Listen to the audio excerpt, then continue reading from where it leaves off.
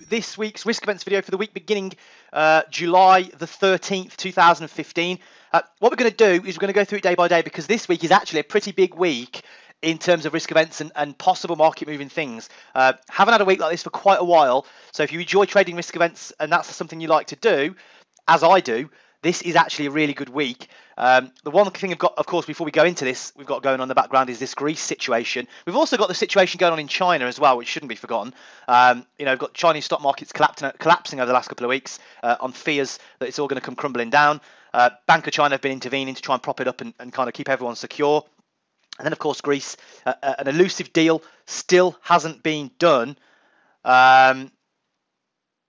because, and we're still at the impasse, basically, with everyone trying to find an agreement. So let's take a look at the week day by day.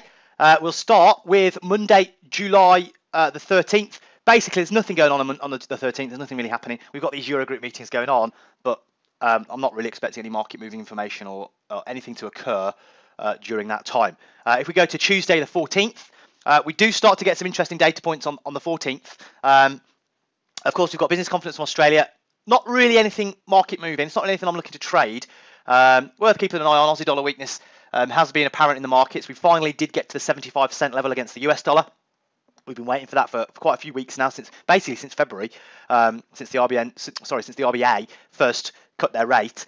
It's taken quite a while to get there, a few months, 3 or 4 months to get there, but it finally did. But the big one of the day, of course, later on is the UK CPI. Now, why is this important? Well, apart from the fact it's just inflation, which is important in general, we are watching CPI very closely because the Bank of England have said, remember, that May, I think it was May's reading, was the last reading they expected the CPI figure to be lower than expected or negative, basically. So after that point, they anticipate that, obviously, with the big drop in oil prices last year, that will all be ironed out now. And over the summer, this CPI reading should start now improving and get. So we had a negative reading in May, and then after that, it's got positive. The market expectations are for 0.1. So what we need, in order for everyone's expectations of this rate hike in early 2016 to be true, or to be accurate, what we need is this CPI figure to come out either as expected at 0.1 or better. If it does either of those two things, the pound could very well supported going into the next CPI reading, because of course there's two things the Bank of England are watching: wage growth and CPI. CPI needs to keep improving and ticking higher through the summer. As long as that keeps happening, Bank of England will be very happy. Rate hikes will still be on the table. If CPI starts coming in at 0 or below, this could be very bad news for the pound. It could change the market's outlook, and we could get some severe reactions as the market sells the pound off, as those kind of hopes of a rate hike in the next few months evaporate into thin air. So this is a very important one, basically, because it all hinges, these CPI figures, what the whole central bank rate decisions hinges on. Okay, so it's pretty important. Definitely going to want to keep an eye on it, and that's something you want to keep a close eye on, because that could be a really tradable risk event. Like I said, if it comes out as expected or better, definitely see the pound supported for at least another month, or for at least until another CPI reading comes out. Then, of course, we've got Eurozone's view economic sentiment. This has been coming out lower lately. Euro data still doesn't really make much of a difference to the markets. Still not really something that the markets are trading. But it is worth watching. But of course, this whole Greek situation is what's moving the euro at the moment. That's what everyone's focused on. And then, of course, we've got inflation report hearings from the UK. Now, this could be very important because, of course, it's inflation report hearings. In this, we're going to get the expectations. We're going to get the economic outlook. We're going to get how the Bank of England view things. Now, this is important. This is normally a big market moving event, but this is particularly important now after the Conservative budget that we had last week, because there were rumours that budget, which is a tightening of fiscal policy, could lead to a loosening of monetary policy. So the government's in control of fiscal policy, the Bank of England, of course, in charge of monetary policy. And what that means is, if the Conservatives are going to make big cuts and spend less, then the Bank of England might have to counteract that by lowering rates and making it a much more business-friendly environment in terms of monetary policy, which, of course, goes completely against current expectations for a Bank of England hike in the early part of 2016. So those rumours were going around. That's why the pound sold off so strongly immediately after the budget. It's kind of recovered since. But it has recovered off those lows. But these inflation report hearings will be a very good opportunity for the Bank of England to give their opinion on the economic outlook and on monetary policy, and probably on the expectations of what will happen, and in terms of what that budget will mean. If they brush it off, if they just go, you know what, it doesn't really change anything, the budget's this and that, but our policies have still remained the same, that could see a big rally on the pound. If they show concern, I don't expect them to show concern. I think they'll just brush it off and be, business as usual. But if they do show concern, that could see the pound sell off quite big, because that could change the big fundamental picture and the big picture outlook we have on the pound right now. So this could be a very big week for the pound. It's going to set the trend. It's going to establish the trend for the next few weeks at least, possibly until the end of the year, with the inflation reading and, of course, the inflation report hearings and any reaction we get to that budget last week. So it's a very big week, very big day on the 14th, particularly for the pound, massively tradable. So you definitely want to keep your eye on those two things to see whether or not the pound's going to be supported or not. Later on in the day, we've got retail sales and core retail sales from the US, both expected lower than previous. I don't really think this is going to be massively market moving. Of course, if we get a deviation, yes, we could see a big sell-off on the dollar. If it's what's the word I'm looking for? Worse than expected. If it's better, of course, could see the dollar supported. Generally, dollar supported, still a strong currency. Of course, it's having its ups and downs in recent weeks, but generally, we still think that the Fed will hike first. We still think that the policies diverge significantly away from all the other central banks to make it the strongest currency. But we do want to be careful, and we do want to watch the data. But having said that, this data, I do think this data is not really massively important. But if there's a deviation, that's when we could get the big moves coming. If we go to the 15th, this is arguably the biggest day of the week. Tuesday's a big day for the pound. This one is a big day across the board. And it literally stretches from morning until night in importance. And we're going to look at this, why that is, in just a moment. Okay, let's take a look. Let's go through it bit by bit. First of all, we've got Chinese GDP and industrial production. Now, this data point is important because we're expecting further declines in the data. This goes on to add to the woes of the Chinese markets. Data isn't being very good. Markets are a bit scared. Everyone tends to. So that Chinese data there, I don't think it's going to be market moving. Usually, the only thing it moves usually is the Australian dollar, of course.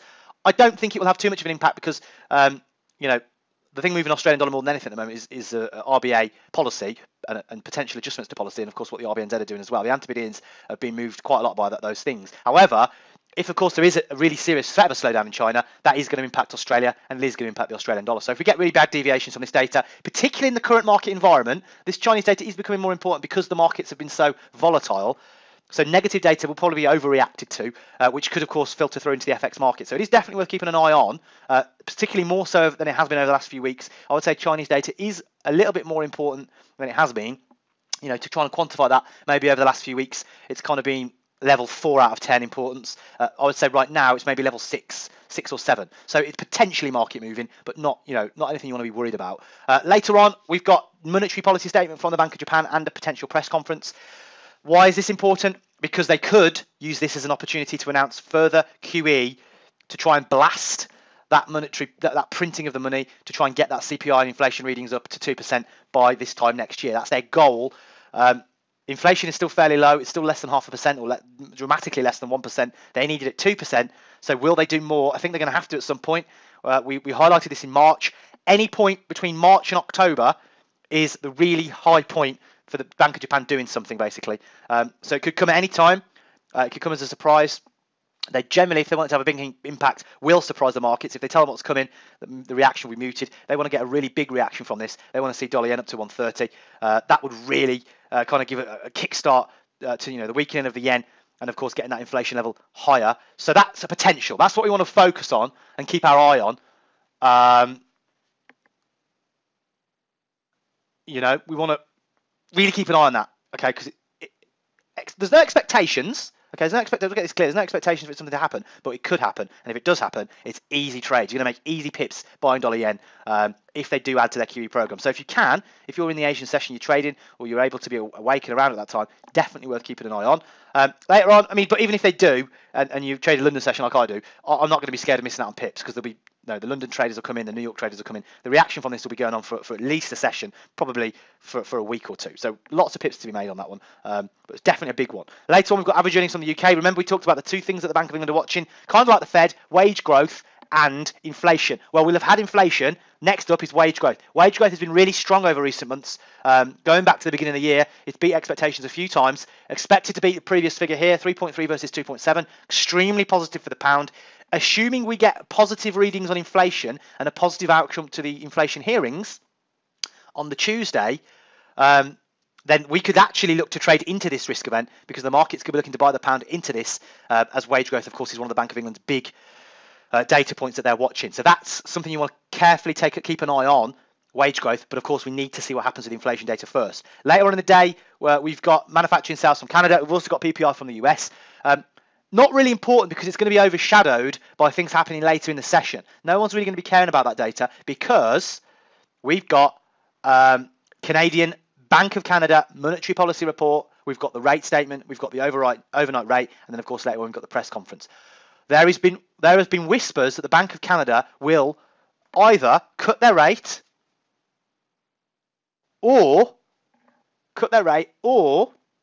go more dovish. So either way, it means sell-off for the Canadian dollar. If that's true, of course, these whispers and rumours, never 100%. If it's true, but lots of analysts, lots of banks have been posting in the feeds lately that they expect the same. I think Goldman Sachs was one of them. RBS was another one last week. More and more of these banks have been basically chipping in, saying that they think Bank of Canada is going to go more dovish. The data has been horrendous. Last week's employment data on Friday was better than expected, but it was still fairly bad. Unemployment dropped down to 6.8, which is pretty good, but not good in the big scheme of things. The employment change was still a negative, although it was less than what was expected. But nonetheless, the rest of the data points before that have been pretty bad. So we expect this Bank of Canada to go at least dovish, possibly cut their rate. That's an outside bet. But nonetheless, we expect it to be fairly negative for the Canadian dollar. So again, this is something you could trade Canadian dollar into, potentially. You could trade Canadian dollar into this, selling it.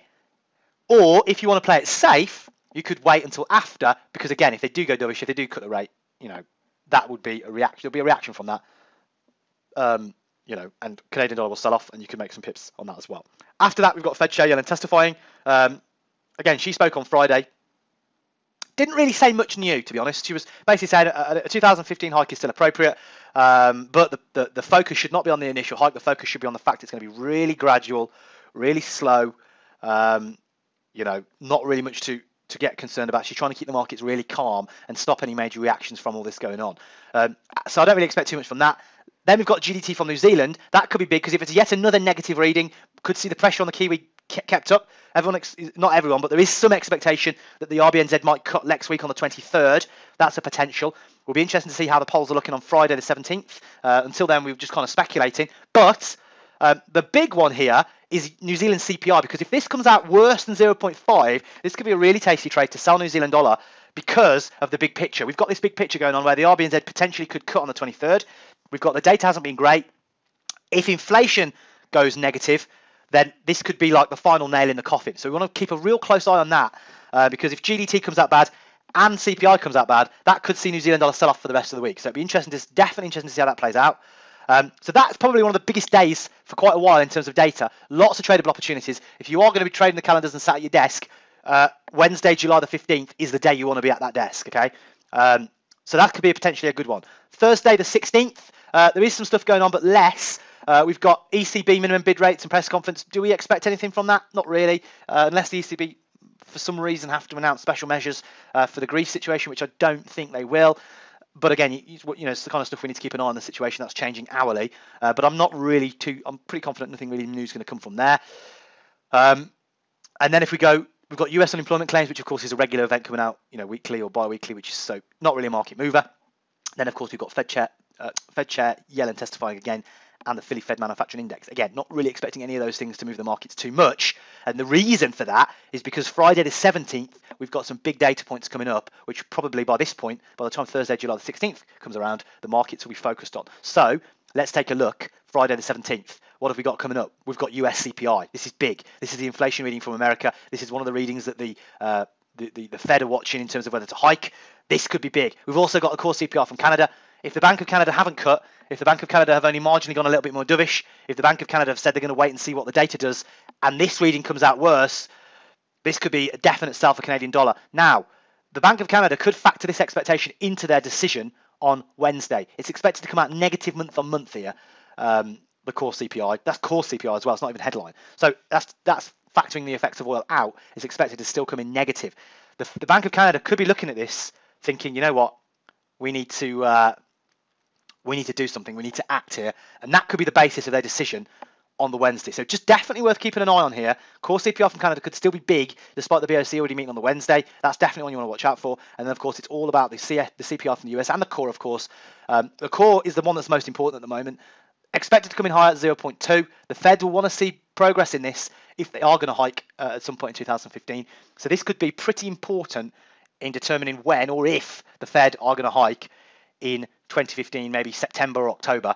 It'll be interesting to see when that's going to happen. Then, of course, we've got consumer sentiment, but because we've got CPI that day, that's probably what will be moving the markets through the session into the end of the week. So consumer sentiment probably won't have that much of an impact.